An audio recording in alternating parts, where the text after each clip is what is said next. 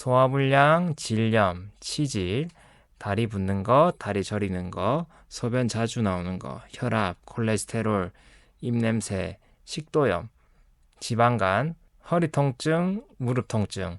자, 이런 것들 다 살쪄서 그런 겁니다. 2화에서 말씀드린 대로 이번 3화에서는 이 살이 찌면은 동반되는 증상에 대해서 한번 이야기해 볼까 합니다. 단순히 살이 찐다는 것은 이 체중만 증가하는 것을 의미하지 않습니다. 우리 살이 찌게 되는 원인들이 있겠죠. 뭐 많이 먹는 게 대표적이겠습니다. 밤늦게 먹는 게 대표적이겠고, 또는 뭐 나이가 들어서 살이 찌는 경우도 있겠습니다. 근데 이번에는 초점을 우리 먹는 거에 포커스를 맞춰서 한번 이야기를 해볼까 합니다. 우리가 살이 찌게 되는 식습관은 무엇이 있을까요? 과식하는 거, 그리고 불량한 음식 먹는 거, 그다음에 밥 먹는 방법이 조금 잘못된 거, 뭐 빨리 먹는 거, 이런 것들이 있겠죠. 자, 여기에 기초해서 살이 찌면은 동반되는 증상을 쭉 한번 살펴보겠습니다. 자, 첫 번째로는 이 위장 관련 질환이 있겠죠. 아무래도 많이 먹다 보니까 내가 먹을 수 있는 양보다 많이 먹으니까 살이 찌게 되는 건데, 그러므로 인해서 위장이 부담을 느끼게 됩니다. 그렇게 되면 어떤 일이 벌어지느냐? 바로 역류성 식도염, 목에 뭐가 걸린 느낌, 아침에 자고 일어났는데 막 목감기처럼 목이 칼칼한 느낌, 이런 것들이 있을 수가 있습니다. 비단 이런 것들은 뭐 많이 먹어서 생길 수도 있지만은 위장 기능이 약하신 분들도 이런 것들이 종종 생길 수가 있고요. 스트레스를 많이 받으시는 분들도 생길 수가 있습니다. 하지만 높은 확률로 많이 먹거나 급하게 먹거나 밤늦게 먹거나 이렇게 우리가 살이 찌는 식습관을 하였을 때 이런 증상이 나타날 수 있어요. 자, 두 번째로는 입냄새.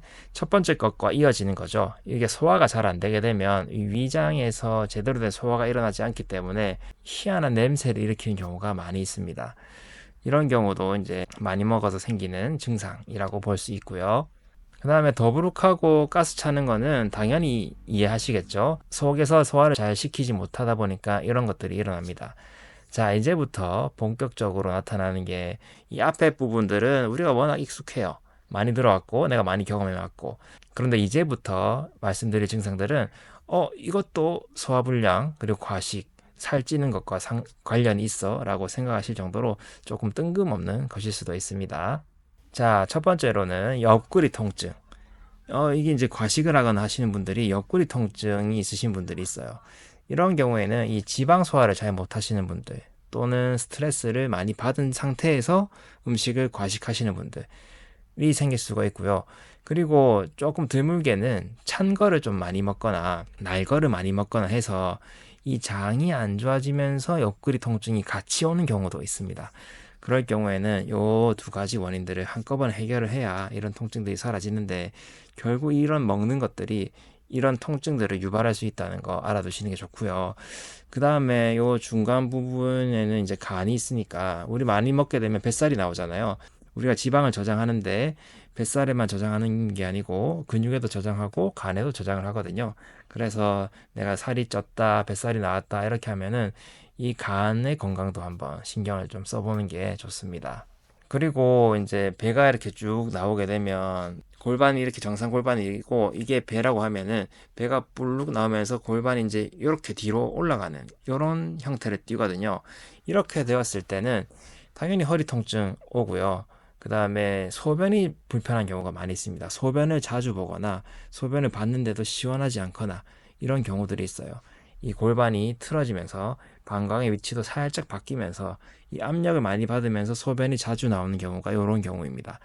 그리고 당연히 이제 허리 통증은 원래 이제 균형 잡히고 똑바로 서야 되는데 이제 뒤로 과하게 젖혀지면서 이제 허리 통증을 유발하게 되는 것이죠. 이 복부에 물이 고이거나 살이 찌게 되면 허리 통증에 지대한 영향을 미친다. 이런 거 참고해 두시고. 자, 이제 허리 통증이랑 같이 연관해서 볼 수 있는 게 바로 무릎 통증입니다. 우리가 몸무게가 무거워지면 살이 쪄서 무거워지면 당연히 이 하체에 가한 하중이 높아지게 돼요. 그렇게 되면 무릎뿐만 아니라 발목도 안 좋아지고요. 골반도 안 좋아지고요. 이런 쪽들이 다 안 좋아지게 됩니다. 그렇게 되었을 때는 각종 통증들이 동반할 수 있으니까 당연히 살을 빼주시는 게 훨씬 더 도움이 되겠지요. 여기에 추가해서 장과 관련해서 아까 많이 먹음으로써 장이 안 좋아지는데 이 대장이랑 소장도 마찬가지로 안 좋아질 수 있거든요. 이 제대로 된 소화가 안 됐다든지 노폐물 제거가 안 됐다든지 이렇게 했을 때는 이 장에 독들이 많이 쌓일 수가 있게 됩니다. 이렇게 되었을 때는 가스 차는 거는 기본이고요. 변이 무르게 되면서 치질이 생길 수가 있어요. 그리고 치질과 함께 올 수 있는 게 바로 다리가 붓거나 하지 정맥류가 오거나 이런 것들이 따라 나옵니다. 그리고 질염도 살이 찌면서 조금 잘 발생할 수 있는 질환 중에 하나입니다. 우리 살이 찌면은 허벅지가 두꺼워지잖아요. 그러면 이 아랫부분이 습해지기 쉬워요. 땀이 차기도 쉬워지고, 특히 여름에. 그렇게 되면서 이제 곰팡이균이 서식할 수도 있고, 그리고 이 장이 안 좋아지는 영향을 바로 받아서 이 질에 냉이 나오게 되는 그런 질염 증상도 같이 동반될 수가 있습니다. 왜냐하면 이 장과 질 자체는 이 골반이라는 것을 통해서 같이 한 묶음으로 생각하시는 게 좋거든요. 그래서 장이 안 좋으면 이 질 건강도 안 좋아질 수가 있다. 아까 말했던 허리 통증에서 말했던 이 골반이 삐뚤어지면서 안 좋아질 수도 있고, 이 장 내부 자체에 물기라든지 노폐물이라든지 이런 것들이 차면서 질에 영향을 줄 수 있다. 이런 것도 한번 생각해 보시는 것이 좋습니다. 장과 질이 분리되어 있지만 우리 몸은 이 림프라는 것으로 다 연결이 되어 있거든요. 그래서 한쪽에서 안 좋아진 그 림프 상태가 이 인접한 부분 기관에 연결된 림프에 영향을 주기 때문에 구획이 되어 있다 하더라도 서로 영향을 줄 수밖에 없습니다.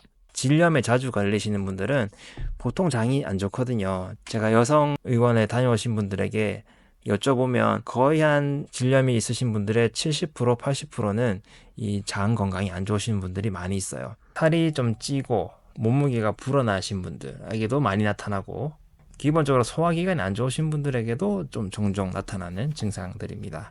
물론 실질적으로 염증 때문에 약을 드셔야 하시는 분들은 또 따로 있습니다. 이런 것들은 분리해서 생각해 주시면 좋겠습니다. 자, 그리고 이제 우리가 이제 살이 찐 상태에서 살이 찐 기간이 조금 오래되거나, 그리고 이런 증상들이 만성화돼서 이 우리 몸 속에 끼어 있는 기름들이 산화가 되거나 염증으로 남아 있는 경우들이 있어요. 이럴 경우에는 이제 하지가 붓는다든지, 그리고 발바닥에 열이 난다든지, 발바닥에 통증이 심해진다든지, 이런 경우로 진행이 되는 경우가 있습니다. 그리고 이것이 이제 눈에 일어났다, 이렇게 하면 안구 건조, 이렇게도 나타나고요. 그리고 마지막으로 살이 찌면서 생길 수 있는 문제 중에 하나는 바로 정서적인 문제입니다. 우울증, 공황장애, 그리고 불면, 이런 것들도 이 전반적으로 우리 몸을 돌려줄 수 있는 힘들이 이 살이 찌면서 떨어지기 때문에 생길 수 있는 증상 중에 하나예요. 그래서 내가 뭔가가 극복이 안 되고 힘들다, 이렇게 하면은 가볍게 산책하는 거, 밖에 나가서 걷는 것부터 해보시면은 아마 조금은 도움이 되실 겁니다. 너무 심한 경우에는 당연히 약물의 도움을 받으셔야겠지만, 가볍게는 이 체중을 감량하는 거, 그리고 가볍게 움직이는 것만으로도 기분 전환이 될 수 있다는 거, 이것도 참고로 알아두시면 좋겠습니다. 자, 이번 영상에서는 살이 찌면 생길 수 있는 다양한 증상들에 대해서 한번 알아보았어요. 조금 의외다 싶은 것들이 있었죠. 아마 치질이나 하지부종, 그 다음에 안구 건조, 이런 것들은 조금 색다르게 다가오셨을 수도 있습니다. 우리 몸 자체는 다 연결이 되어 있기 때문에 눈이 안 좋다고 해서 눈만 볼 게 아니고, 다리가 안 좋다 해서 다리만 볼 게 아니고, 치질이 있다고 해서 이 항문만 볼 게 아니거든요. 전반적으로 내 몸이 어떻게 돌아가는지가 잘 이해가 되면 다양한 방식으로 접근해서 해결할 수 있는 방법들이 있습니다. 오늘 영상 도움이 되셨다면 좋아요, 구독, 알림 설정 해주시고요. 다음에 또 좋은 내용으로 찾아뵙도록 하겠습니다. 다음에 또 봐요. 약속!